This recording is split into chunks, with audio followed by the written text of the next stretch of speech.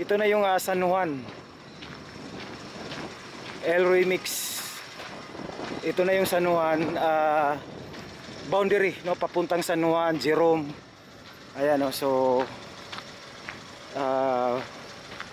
first time natin nakapunta dito. Ayan, no, ask lang tayo ng permission. Saka bawal talaga mag vlog dito, pero para lang may ma-update sa inyo. Ayan. So yan, Elroy Mix. Mix. Ayan, o, ito na yung papuntang boundary ng San Juan. Pagka next dyan is Jerome. Then tuloy-tuloy yan na yan sa Lanang, dyan sa may daang Marlica, no? Dyan connecting ito sa SIDC, Samal Island Davao City Connector Bridge Project.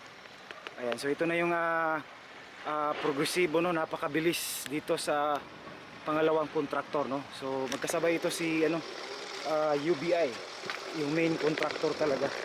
So ayan, pauwi na tayo hanggang sunod na lang mga kapatid, no? Elroy Mix. Don't forget to subscribe and like and share, no? So ito yung sitwasyon ngayon dito. Ongoing yung nila dito, pagtatambak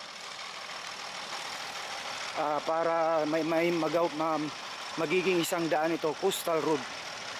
Ayan. Okay, thank you so much. Bye-bye. So nandito tayo ngayon sa Leon Garcia. So ito yung Leon Garcia segment, no, galing yan ng Magsaysay, Bukana, Magsaysay, Santa Ana, din Leon Garcia. Ito na yung kahabaan ng Leon Garcia. Tsaka pagdating dito, ito yung boundary nila, no, lalagyan dyan ng box culvert.